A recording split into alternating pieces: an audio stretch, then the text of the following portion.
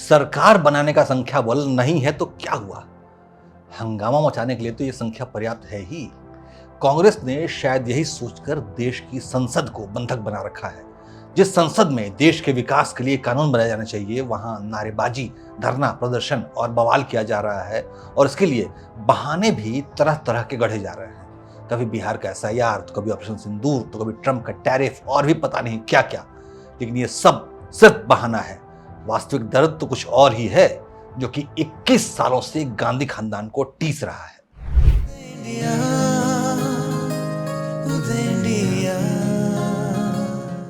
नमस्कार, उदय India digital में स्वागत है आपका। मैं हूं अंशुमान आनंद। कांग्रेस पार्टी ने देश की संसद को बंधक बना रखा है और उसके पीछे है 21 सालों का दर्द, यानी कि साल 2004 से 2025 तक का पेन। दरअसल आजादी के बाद से 1999 तक वाजपेयी सरकार बनने से पहले जितनी भी गैर कांग्रेसी सरकार बनी थी, उसमें तो कांग्रेस भागीदार रही या फिर कांग्रेस ने उन सरकारों को कभी भी ढंग से चलने नहीं दिया। कई बार तो केंद्र की सरकारें बिना कारण गिरा दी गई। 1999 में जब वाजपेयी सरकार बनी थी, तब भाजपा के पास मात्र 182 सीटें थीं, लेकिन इतना होते हुए भी इस सरकार ने अपना कार्यकाल पूरा किया और कांग्रेस कुछ भी नहीं कर पाई। हालांकि सोनिया गांधी ने बहुत जोर लगाया, षड्यंत्र किए, पर कुछ ना कर सकी। फिर आया साल 2004, जब सारा जोड़ तोड़ करके कांग्रेस ने भाजपा की 138 सीटों के मुकाबले 145 सीटें हासिल की, यानी मात्र 7 सीटें ज्यादा। फिर क्या था, कांग्रेस पार्टी जीतकर जोड़ तोड़ करके सरकार बनाने की हालत में आ गई।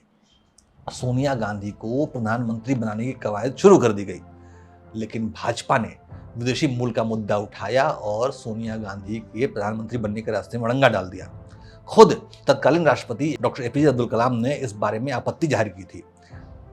इसीलिए जाहिर सी बात है, सोनिया गांधी ने कांग्रेस को पूरी तरह से हथियाकर इतना षड्यंत्र और संघर्ष इसलिए नहीं किया था कि मनमोहन सिंह को गद्दी सौंप दी जाए। इसीलिए सोनिया गांधी के नेतृत्व वाली कांग्रेस उस समय बेहद निराश हुई थी, क्योंकि उस वक्त गांधी खानदान के हाथ से जो सत्ता फिसली थी, वो फिर अगले 10 सालों तक नहीं मिल पाई। यानी 10 सालों तक मनमोहन सिंह ही प्रधानमंत्री बने रहे।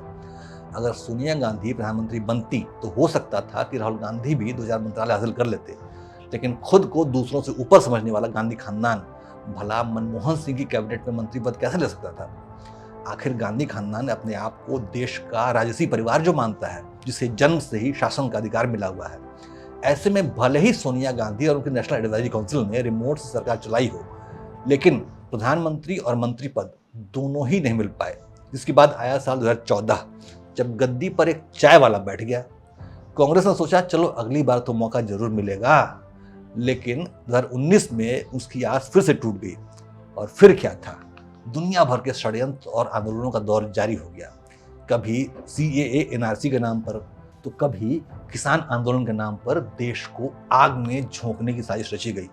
हालांकि थोड़ी बहुत हिंसा हुई, लेकिन पूरे देश में वैसी आग नहीं लगी जैसे कि कांग्रेस का सपना था। लेकिन जब केंद्र सरकार ने अग्निवीर स्कीम लॉन्च की, तो कांग्रेस की बाँछें खिल गई। कांग्रेसी नेताओं ने देश के नौजवानों को जमकर भड़काया। इसके नतीजे में व्यापक हिंसा हुई, आगजनी की भी कई सारी घटनाएं हुई। और चूंकि फ्रंट पर देश के नौजवान थे, इसलिए खतरा बहुत ज्यादा था।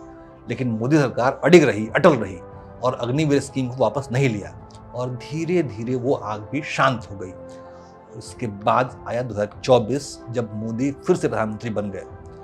अब ये लगातार तीसरी बार का झटका सोनिया राहुल को बर्दाश्त नहीं हो रहा है, क्योंकि इसका मतलब है 21 सालों के लिए सत्ता से बाहर हो जाना, जो कि एक बहुत बड़ा समयांतराल है। इसीलिए इसे बर्दाश्त करना इन माँ बेटों के बस में नहीं है, और यही वजह है कि अब ये कुछ भी करके देश में आग भड़काने की कोशिश कर रहे हैं।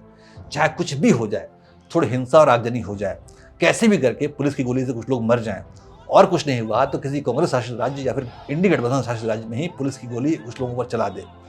दोष तो मोदी के सर पे ही मरना है, ताकि भारत में भी श्रीलंका या बांग्लादेश की तरह जनता को भड़काकर PM आवास में घुसने के लिए तैयार किया जा सके और देश में अराजकता की स्थिति पैदा हो जाए। राहुल गांधी ने खुद कई बार ऐसी मंशा जाहिर की है, जिसमें वो कहते हैं कि मोदी को लोग डंडे से मारेंगे वगैरह वगैरह, इस तरह की घटिया बयान उन्होंने दिए हैं।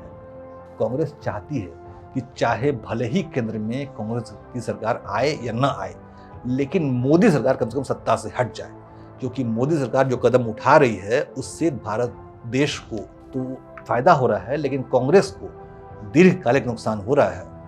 जैसे कि रक्षा क्षेत्र में हमारा देश आत्मनिर्भर हो रहा है और ये वजह है कि भविष्य में रक्षा सौदों में कमीशन खाने का मौका नहीं मिलने वाला है। पूरे देश में अच्छी गुणवत्ता वाली सड़कों का जाल बिछ गया है, जिससे भविष्य में सड़क ठेकों के नाम पर पैसा खाने का मौका जल्दी नहीं आएगा। यूपीआई के जरिए सीधे जनता के खातों में पैसा पहुंच रहा है, जिससे मनरेगा वगैरह के नाम पर चलने वाली अरबों खरबों की लूट बंद हो गई है। जीएसटी के बाद टैक्सेशन सिस्टम सुधर गया है। इसी तरह से मोदी सरकार के शासनकाल में अनगिनत कार्य हुए हैं जो कांग्रेस को शूल की तरह चुभ रहे हैं। आखिर इस देश की जनता ने तथाकथित राज परिवार की क्या हालत कर दी है, जिसके लिए हर नए दिन के साथ हाथ से सत्ता रेत की तरह फिसलती चली जा रही है।